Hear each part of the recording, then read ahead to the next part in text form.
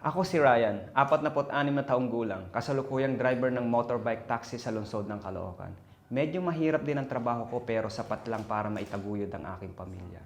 Dahil sa madalas na nakalantad ako sa alikabok, araw at hangin, mga 1 taon nang nakalipas na nagsimulang lumitaw ang sintomas, pagkapagod sa aking mata.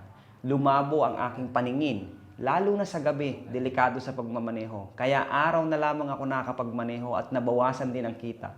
Mahirap din ang pamumuhay dahil sa mata ay nagsisimulang lumitaw ang mga itim, spot at kung minsan ay hindi ko mapigilan ang pagluha.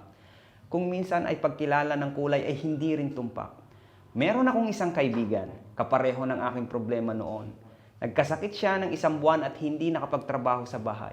Nirekomenda niya sa akin ang produktong Double Care Eye Brain bilang isang bagong paraan ng paggamot na may sakit sa mata.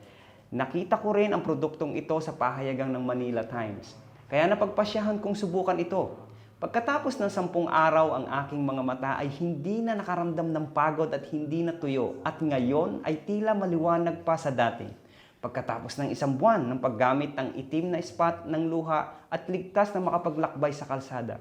Nagawa kong magmaneho sa gabi, magkasundo at magbaba ng pasahero sa tamang oras.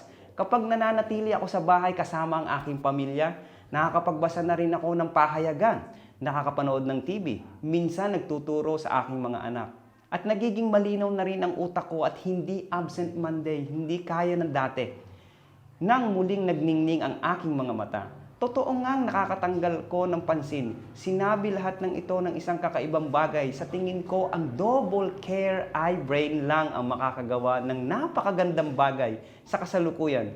Ginagamit ko pa rin ito ng 2 beses sa isang araw upang maiwasan ang pagtanda ng mata at makatulong din na mapanatiling alerto ang aking isip, komportable sa pag-iisip at nasasabi.